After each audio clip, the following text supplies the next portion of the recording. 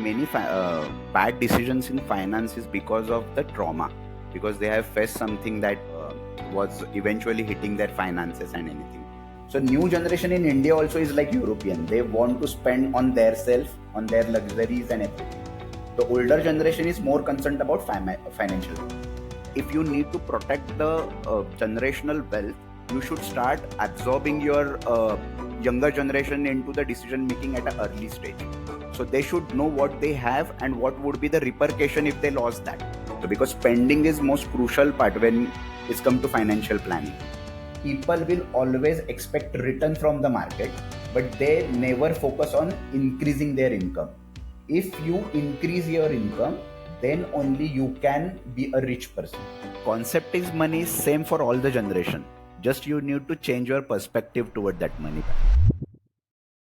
Money moves the world. Everyone wants to know how to invest, save, and spend smartly. Views on money have differed through generations, and we have with us today an expert who has worked with countless individuals from all cohorts and cultures and guides them on how to have a healthy relationship with their money. A man who wears multiple hats, from chartered accountant to pranic healer to state-level gymnast. Are we ready to learn from him as he shows us how to add value to our financial wealth and understand the money mindset of all generations? Hello, everyone. I'm Goldie, your co-host for this episode. And I'm Lakshan, your other co-host for this episode. And this is episode 35 of Mind the Gen Gap podcast. We're in season 2 of our podcast, and as we said, the spirit of the season lies in inviting interesting people with interesting perspectives who share their expertise with us. Omkar has always had a passion for numbers. He embarked on his chartered accountant journey at the age of 23. Fueled by vision of excellence, he founded Ghanekar and Associates in 2011. With a team of seasoned professionals by his side, Omkar was always curious on unraveling the complexities of finance. He was driven by a desire to empower others. He partnered with the BHAU Institute and crafted programs that navigated challenging waters of really complicated things like accounting, taxation, and finance. Soon enough, he recognized the perils of misinformation. I vouch for that myself. I'm so confused about my own finances. And this led him to creating what he calls Compounding Coach. And it guides clients through the maze of finance, dispelling myths and making things more simple. The trust and success of his clients have become the hallmark of his career, underscoring his commitment to their financial well-being. Omkar is deeply rooted in the value of knowledge, and he dedicates himself to spreading financial literacy. As both a mentor and guide, he empowers entrepreneurs and novices toward financial security. Also, a pranic healer, Omkar embraces a holistic approach, using his wisdom to help clients overcome fears and misinformation, paving the way for a more informed financial future. It is my absolute pleasure to welcome Omkar Ghanekar. Thank you. Thanks a lot for the introduction. How are you feeling? I'm good. It's good to back after a holiday and having such a nice interaction. So it's my favorite topic. So I'm excited. Oh, so we chose well, Lakshan. Yeah. We have the right person in the right room. Yep. Yeah. And, I personally want to say I'm excited because I'm a complete zero when it comes to my own finances. Somebody said to me the other day, "You manage your money so well." And I said, "Really? How is that?" Because I see myself as a complete, failure in that sense. And I'm saying this pun intended. So I have a personal interest in learning from you. Let's start with some questions. I think that's where Sure. this whole conversation will evolve and give us so much to learn from. Sure. I think what I have observed is that there are different mindsets when it comes to money. And Right. this is something that we have noticed because we work with different generations. What are the biggest money mindset differences that you have seen between the older, so boomers, Gen X, and then the younger ones, for example, millennials and Gen Z? Okay. Basically, whenever we try to bifurcate our client into the generational gap, we first try to find out the mentality. Like you rightly said, that money concept is similar, but the perception toward that concept is very different for both the generations. So, for example, like we choose a older generation like boomer, etc. They are more concerned about protecting the money. So, and the newer generation, we see that it's like a YOLO. You live only once. So it's kind of a thing like we just need to enjoy the current situation, and we are not concerned about what will happen in future. So if there would be any possibilities of going wrong in any financial decision, they don't care about that, or they care little about that concept. But in a boomer generation or a older generation, people are more protective or more concerned and personally attached about the money thing. That what we observe while discussing with clients. That's interesting, Omkar. And as you were sharing this, there's a question that's coming up for me, uh, which essentially is that, so of course, boomers and the youngsters, Gen Z, millennials have a very different outlook, right? There is this thought which came into my head, which is that I'm sure you're familiar with it, where they say that um, like generational wealth gets lost within 3 generations. So there's one generation that accumulates the wealth, the one after that Right. they hold on to the Right. wealth, and the one after that they just like lose it, right? Right. So I'm Right. curious to know, how is it possible that certain families are able to pass things down successfully and the other ones kind of struggle with this? So basically, whenever you want to accumulate and sustain your wealth, there should be a transfer of knowledge also. In IT terms, we call it as a KT. So it's a kind of a knowledge transfer things. So generally, we absorb the things where the generational wealth is there right now. So what they do is they set up a meetings also on a periodical level. So they do one kind of a thing like what we have, what we need to protect, what we need to take the decisions, and it is structurally transferred to every generations. And generally, what we observe is they try to get involved their generations at a early age. So they don't give them the permission to participate. They give them the chance to listen to the things. So right now their brain will start thinking about what we have, how we need to protect it. So it's basically the knowledge transfer that will protect the. So for example, in India, if you consider like a Reliance or which are the big groups. So if you see that they are introducing them as a on a board member at an early age, they are involving them into the family businesses. So what generally is what we can say is that if you need to protect the generational wealth, you should start absorbing your younger generation into the decision making at an early stage. So they should know what they have and what would be the repercussion if they lost that. That's quite an insight, if I'm honest, because I had never known of this concept where you sit at the table Yeah, as an yeah, observer yeah. rather than a decision maker. It almost seems like you're being educated Right, right, from the beginnings, right? In what it can feel like to manage big amounts of money. Uh, and at the same time, not have to take on the pressure so early on right. in your life. So I just want to add one thing, like whenever we sit with the clients, not necessary that they have a generational wealth, but they are in a building phase. So what we generally tell them is whenever you are making any decision, like just take an example of going on a trip. So what we generally suggest them, try to find out the budget, discuss with your younger generations, like what it's going to cost to you, and then give it the chance to them to bifurcate it between what is necessary, what is not. So start involving them in such decision also. So they'll get to know the perspective about how to spend money also rather than earning also, because Mm. spending is most crucial part when it's come to financial planning. Goldie, that's something I find so interesting. What Omkar said, because one of the things that like when parents struggle with kind of engaging with uh, their children and all that stuff, right?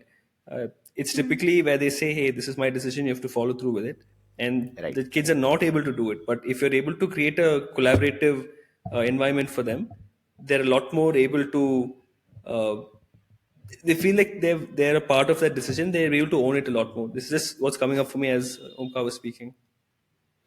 I can't agree more with you, because I think for the way I interpret managing money, and I think it reflects a lot on the fact that I almost feel like I was not given that opportunity to think of money as something to not be afraid of. Right. I'm not saying that I didn't have availability of it. I did, and I always believed in saving it. And in fact, I was scared to spend it, which I think is the other side of the coin. And it's what you said, right, Omkar? You can save, but it's such a strategic decision on where you spend it, because then you're either doubling it or investing it.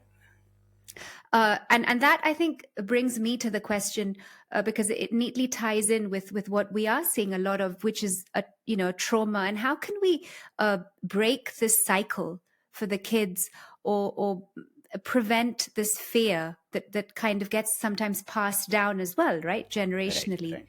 Right. So many bad decisions in finance is because of the trauma, because they have faced Mm. something that was eventually hitting their finances and anything.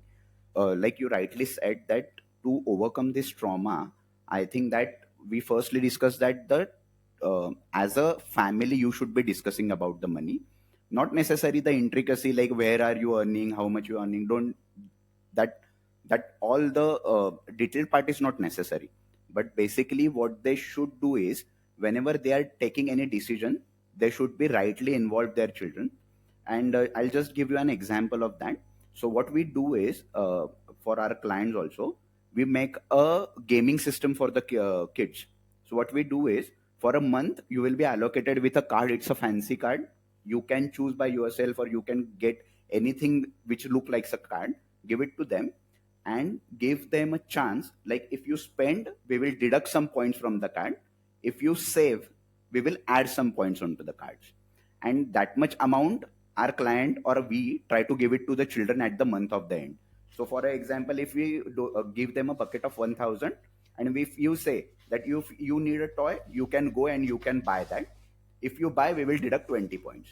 But if you say, we will add 20 points into that.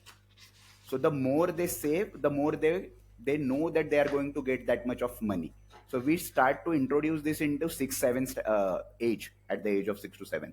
So we try to educate our clients also, like start doing such activity with your children, so that the spending habit, or which they are going to get affected when they becomes the adult part, like because of FOMO and everything, they know where they should be spending to protect their money. It's like a safety net you're Yeah, it's like a creating safety net. from a young age, And we give right? them actual money also. So if you protect that, then it's going to get double, or it's going to get what you can Mm. say, increase. And I just want to share a little example here, which I think resonates for the what you've just explained. We have a good friend who has an adult daughter now. She's in her early 20s, and her father said to her, "Look." No, she said to him actually first, I'd like to start investing on the stock market. I'd like to learn more about, working with money in that let's say arena. And so what he did was a very similar concept. He said, you know what? I'm going to give you X number of euros. You go learn, invest, and I'm not going to ask you if you have lost or you have made, but it's a learning curve for you. So it's almost like I'm going to invest in you learning how to invest. Right, right, right. And that's a good concept. Yeah. Yeah, and she's I'm happy to report, after a year she's tripled her initial Wow. investment, Wow. all because her dad firstly didn't put that pressure on her like Right. we sometimes think, right? Trauma. And number two, was empowered by knowing, oh, this is mine, so I do have a safety net. Even if all else fails, I have a job to go to. Right, This is right, not the right, all and right. end of my financial future. Yeah. Right, right. And in also, even we get some of the clients at the Pranic Links center, that they are earning very well, but they are so much scared about the money. So that we need to first calm down them that and tell them that you have sufficient money. You just need to work on what you need and what you are spending which is not needed for you. So basically it's a session which we take, like you have sufficient money, you are not scared. So it's not like that you don't have sufficient money, you have sufficient money. Just you need to accept that initially, that we have sufficient money, we are enjoying our life. And then we'll tell them like whatever you need to spend or whatever you need to invest, now start thinking that we have money with us. So we try to get them from that read of we don't have sufficient money. Many out of 100, 2 to 3 are like that they are okay with that we have sufficient money. Other are in the that scarcity kind of a zone. The question that's coming up for me, Omkar, is that so I know quite a few people who are into energy healing, pranic healing, Reiki, and this modality of healing, right? But while they are very very good at doing the actual healing, they struggle with the money aspect of things, right? Even pranic healers I've noticed. Whereas what I'm hearing from you is that you're able to incorporate your knowledge of finance and your skill of pranic healing. I'm curious to know how you have tied these two things into your approach to guiding people with the finances. Correct. So basically pranic healing we are using as a tool. So it's just like we need to take away their blockages. It's not like that we are doing something differently. What we are just doing is one session, just discuss with it whatever trauma you have. So it's basically helping us to understand that where they are stuck, where are the blockages. And for our also, we run a pranic healing center, which is a charitable institute. So we don't charge the client on a higher basis. So it's like if you convert into Indian rupees, it's around 50 to 60 rupees a session. So they also know that we are not going to bomb them anything like that, wrong concepts or anything. So that's why, as you rightly said, that even pranic healer are struggle to make money. Yeah. So because they are not focusing on the healing part, they are focusing on the earning part. So whenever we say client, first focus what you want, dedicate your approach to that thing. Money will start flowing because money is always a byproduct of what you do. Money is never a solution. Whenever you start doing any activity. So for example, I take a classes of gymnastic, which we don't charge anything. I go there. I enjoy that teaching to the toddler kids. I focus on that. And I know that if I get a good chance, something money will flow to me. It's not necessary I'm going behind that. So that's my diet's concepts also always. If you are good at finance, start doing that with your heart. Money will start following you. But if you go that I want to take money from that client, I'll never be succeed in my life.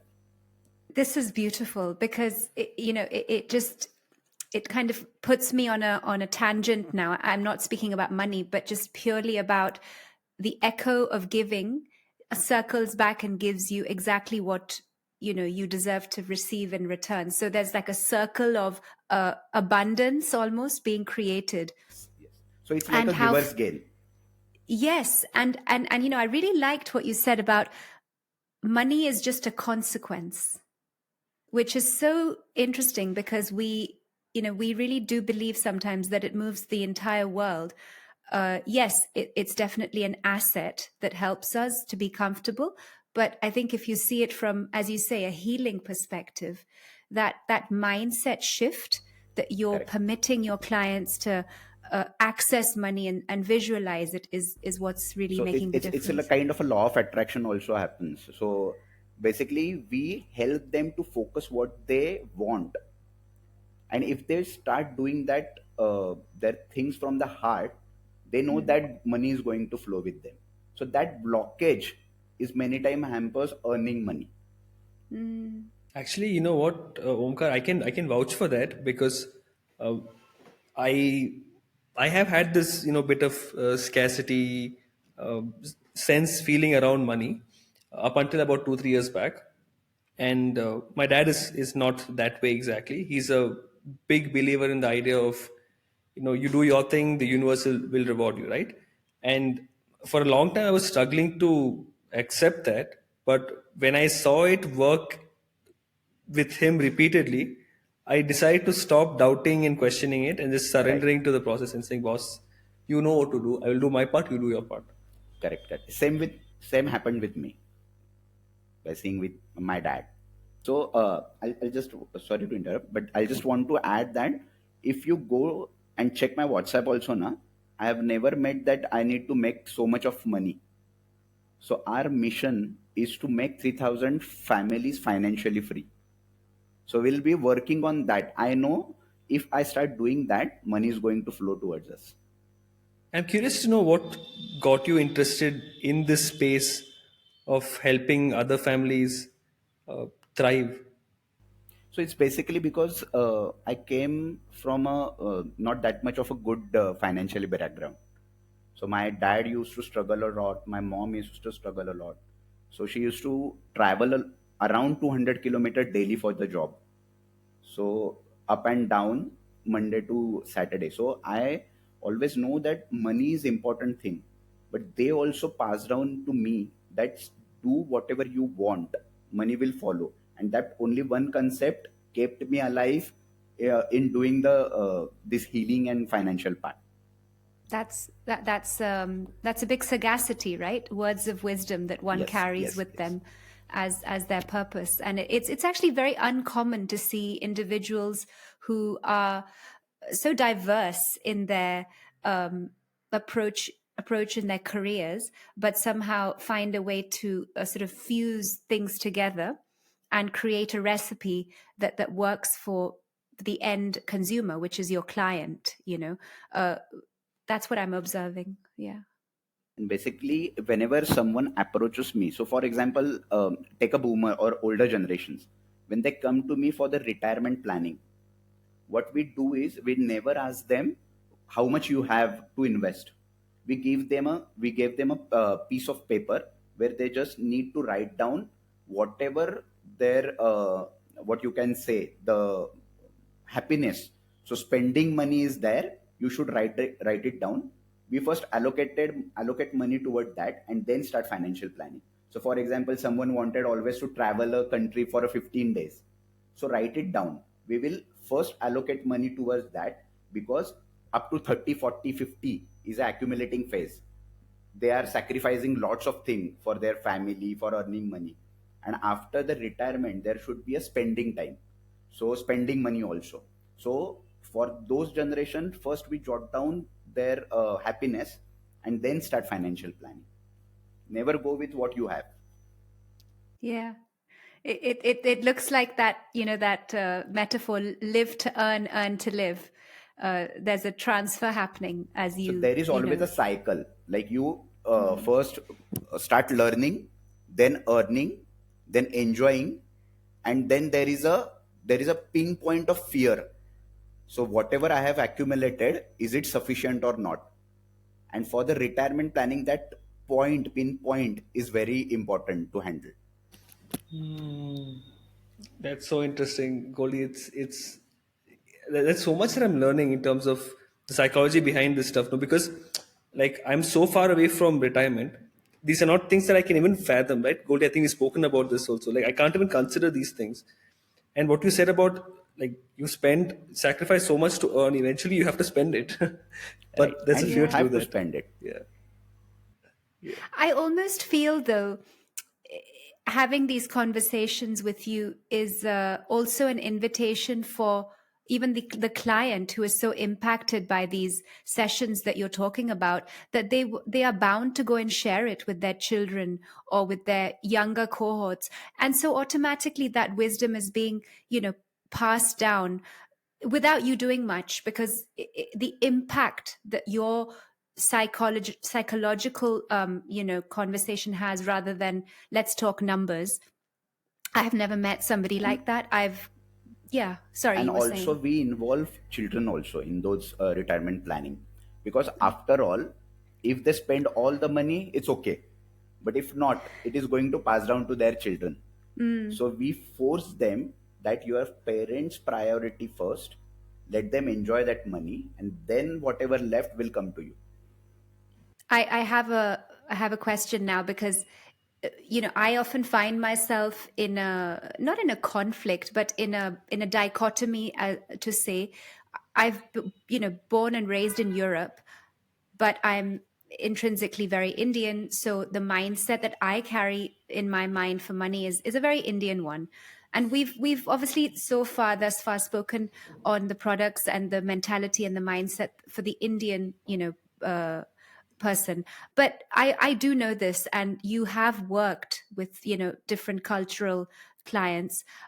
So from a cultural generational perspective, could you describe to us the differences that you have observed in individuals that invest or relate to money differently? So basically, you rightly said that India is more concerned about a family-oriented planning. Mm, So they try to involve everyone into their financial plan. So they know that dad is going to take some decision for them in India. But if you go for a European side or Western Europe or American style, they're more about a individualistic financial planning. So because in India there is a concept of joint family mainly, yeah. because Mm, even if they are living apart or somewhere father and mother is living somewhere else and their children are living somewhere else, the decision are taken as a family, and that's not in the case of other regions. So whenever we deal with also a European or a American clients, concept of money and financial planning will not change. First is why you need money, where you want to spend it, why you want to spend it, and then there comes the products. mm, So the first part of financial planning, be you are in any region, would be first identify why you need money and where you want to spend it and where you want to invest it. So if these 3 points are clear, then the geographically it will change the products, but the yeah. concept behind earning and investing will be the same. So even if be it be the individualistic planning or a financial, a family based planning, same will concept, the first concept would be the same always. So if you, we can go with the how financial plan generally happens. So if you are okay with that, so Yeah. basically, yeah, so basically whenever the client comes, we ask them to fill some pointers like where they are earning, so what amount is going to hit their bank account. And generally we suggest some ratios also, like your spending should be 30%, your loan should be 40%, and your 30% should be your investment. So it's a 40-30-30.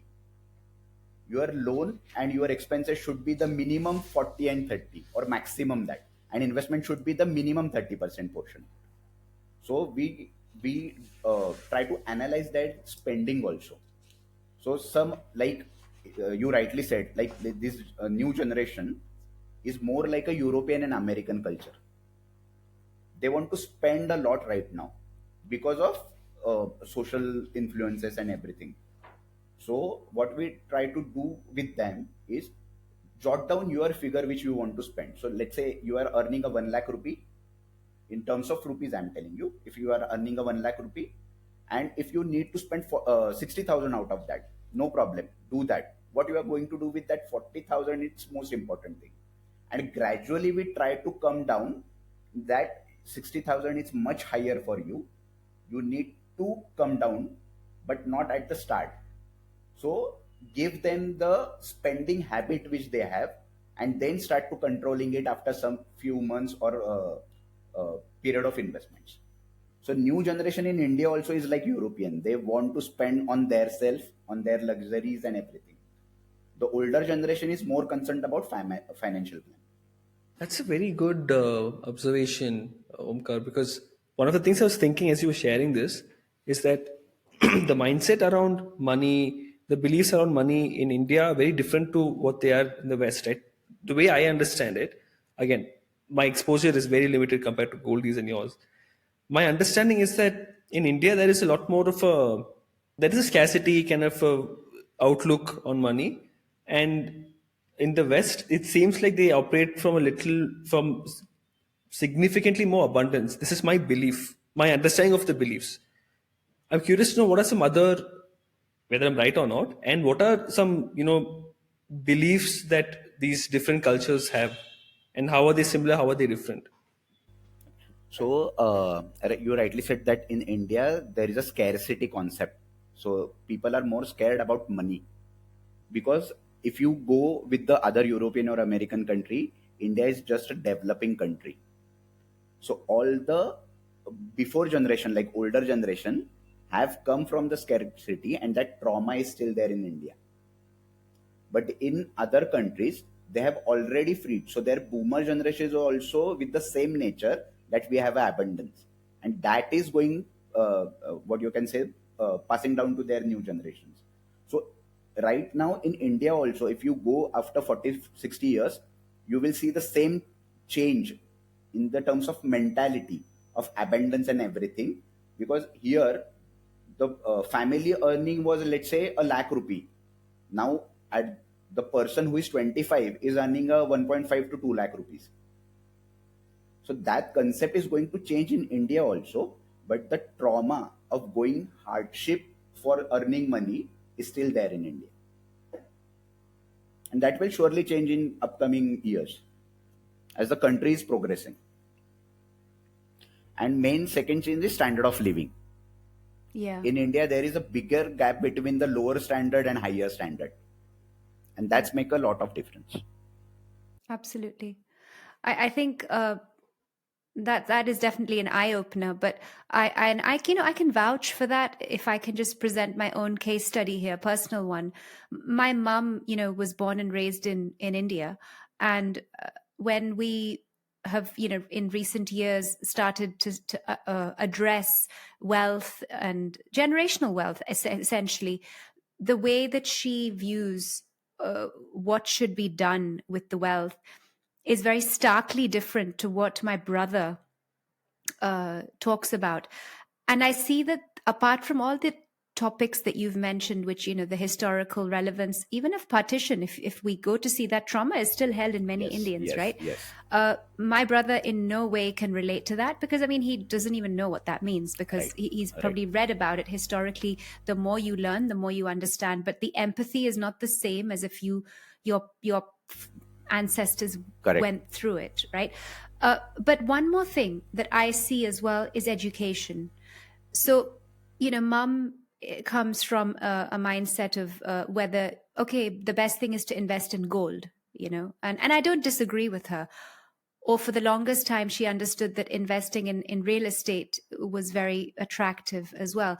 But now with the other newer products, which are also equally attractive, but what's the fear there? There's, again, it comes to fear, right? It's not knowing that you can put your money in stocks or even in crypto for that matter. But for them, they have this mindset, oh, that's like gambling. Right, right. Even share market, they think of a gamble. Yeah. They do. I think that's, yeah. If I'll just now brief you about some investment products. So Please do. yeah, sure. So whenever there is a fixed income products and there is a potentially higher return products. So like government bonds or bonds, if in other countries, and in India this is called fixed deposits basically. Mm, So they are yielding you a constant return.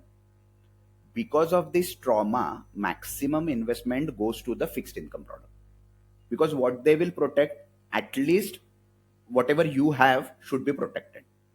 We are not thinking about increasing that amount by fold.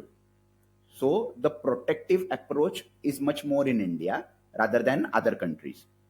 So in India, if you give you some stats, only 10 to 12% goes into the share market, and that through life insurance policies, mutual funds, and direct equities. Other 90 to 92% goes into real estate and gold. yeah. So that's the biggest difference because of mentality. And these products are also going to give you a constant return. Mm, Because if you consider gold, gold is always considered as a hedging instrument. So whatever happens in the world, if you want to protect, run to gold. So if you see whatever is happening right now with the USA and everything, that's why gold demand is increasing. yeah. Whenever everything is get settled, gold will be the flatter or will start dropping down in some percentage. And in Same with the real estate also. In India, there is a blessing. Like in real estate, there is not much drop in real estate in India, but in USA it's fluctuating. Yeah. Prices are fluctuating. But India, if you buy a house, you know that you will get that much amount after 10 years also, but not below your cost price.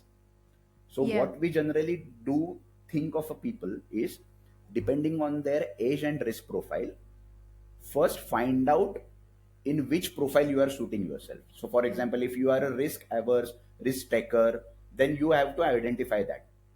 And generally we say, even if you are if you don't want to take any risk, at least 5% of your portion should go into equity. Either that could be through mutual fund, ETFs, index funds, etc. Why? Because we always say client that whenever you invest into any company, so whenever you are a buyer of that company, try to make a owner of that company, because the how much you are spending will increase their profit. The profit will increase your share prices. So start investing where you are a buyer first. Okay. So for example, you have taken loan from a bank, you know you are customer of bank, go and buy shares of that company. Because are you going to default to that company? No. So they are going to make money. So you are going to make money. So like that, we start to introduce them to the equity market. So wherever you are a buyer, we will become owner of that part. And that's how we take them from the fixed deposit to share market. That's smart, huh? Yeah, very smart. It's so smart. I love it. Yeah. I should bring my mom to you. Sure, sure. So because at certain level, interest rate will matter. Yeah. So in other countries, inflation are much lower. But if you go into India, it's 6 to 7%. So you need to earn more than your inflation rate. So if you are earning 10% and inflation is 7%, I'll explain in a simple term. What is inflation? If I'm spending 100 rupees right now, I have to spend around 106 next year. So there is a 6 rupees of increment in the prices, which is called inflation. But if I'm earning, let's say 100, so I'm earning 10 rupees. Out of that, 6 rupees is the price rise. So I'm left with the 4 rupees only, Yeah. not with 10 rupees. So whenever in whichever country you are, first find out the inflation and your return should be more than that inflation rate. That's the Okay. first criteria of investment always. It's called real rate after deducting inflation. So many nuggets that we're taking away today, Also, actionable advice. what I'll do is I'll just brief down some pointers which investor can, or any young generation they want to invest, they can keep in mind. So if okay, I'll brief some formulas. No, It's a easy. please do, please. Because one of the things I wanted to ask you is, if there was one piece of advice you have for the younger generation, what would that be? So first, analyze your income pattern from where you are earning. Okay, then list down your activities of income. So for example, whatever you do from 9 to 6, bifurcate into two slides. Is it income generating activity or income reducing activity? So for example, I am a IT professional and I am spending much more time on politics. So that time is not generating any income for me. So it could be an income reducing activity for me. But instead of that, if I start learning some new things in that 1 hour, rather than focusing 2 hours on politics, that becomes my income generating activity. So what you can do is first analyze your income stream. If I'm a salaried person, I'll get the paycheck in my bank account. Okay, so there is no scope of increment. So from where I can make that increment? By learning myself or learning new things, new technology. Spend time on that. Spend money on that. So it will become an income generating activity rather than reducing activity. Then whatever income you are receiving in your bank account, try to bifurcate it into 40-30-30 formula. 40% should be loans liabilities, 30% should be expenses, and 30% should be your investments. Now that 30 portion you need to allocate to your goals. So what we say, goal is not any particular thing. try to find out your happiness and convert them into monetary terms. So yearly travel is my goal, it's my happiness. So how much I am going to require? Let's say 10 lakh rupees. So it's a goal when I require that amount in a 1 year. So try to give three things to your goals: why I need money, when I need money, and how much. If you bifurcate your all goals into these buckets, that 30% of gap you will be utilizing for your goals. So it becomes easier to identify. Otherwise, what happens? My paycheck is coming, but my goals are such higher level that I know I'm not going to fulfill that, and that start traumatizing your goals and traumatizing your money pattern. So first thing is find out where you need money, find out how much you can invest. Sustaining your lifestyle is the first criteria. Don't try to go like, if I'm spending 100 rupees or right now I'll be spending 80 rupees. Don't do that. If 100, keep 100, but try to maintain that for a certain level. And second focus, people will always expect return from the market, but they never focus on increasing their income. If you increase your income, then only you can be a rich person. Only investment will never make you rich, and that is only because there is an inflation concept. Because if your income is constant, all your wealth is taken away by that inflation factor. So generally we say inflation is a silent monster for your wealth, which will take away and you will not understand it. So start bifurcating your income pattern in like this way. Jot down your goals. I'm not talking about any instrument right now over here. It's just a first pattern. Instrument is only selecting where to invest. But if you don't follow these patterns, like making a goal sheet or a 40-30-30 rule, then instrument will not play any role. So first do that, then select go to the instrument factor.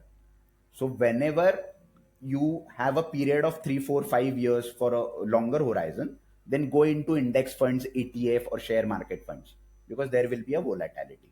And whenever you want to protect money, go into bonds kind of things. So first bifurcate goals. Because of goals, you will know how much money is going to required within a year, after some years, and on that basis, try to select a product. You will never lose money into any market if you do that. And always, if someone comes to you and pitch that I'll double your money. So if I come to Goldie and say, Goldie, give me 10 lakh rupees, I'll double your money within a year. So do you know how to find out what rate I am proposing to her? Can you calculate instantly?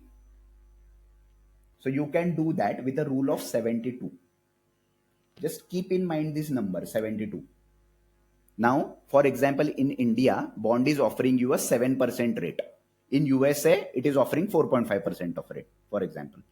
So whenever I divide 72 by rate of return, I'll come to know invested amount when it's going to get doubled. So 72 divided by 7 will give me around 10.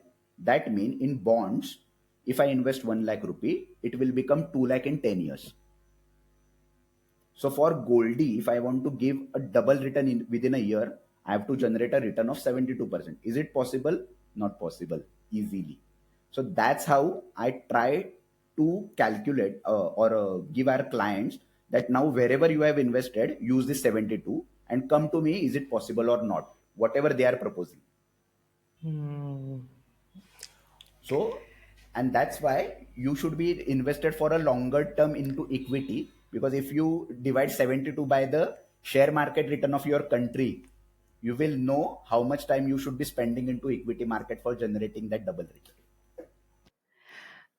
I think, as you're talking to us, firstly, it sounds like English to me and not like what I'm used to, which is some financial alien language. That's always been the case. And I love the transparency. I think that's the biggest takeaway for me today, apart from all the actionable tips. And so much gratitude to you, Omkar, for the amount that you are giving us in this one episode, the tips, the products, the the mindset we could adopt, the abundance. There is an abundance I'm feeling in today's conversation.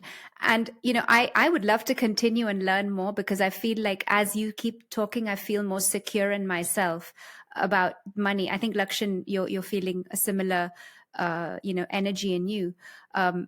But yeah, I think for me, transparency is a huge thing. Everything is so Correct. clear now, and it holds true to the way I introduced you at the beginning. Someone who believes in knowledge and transferring that to people without the complications of taxation and other terms that really throw people off. And I think with that, Lakshan, would you like to say anything before we bring a close to today?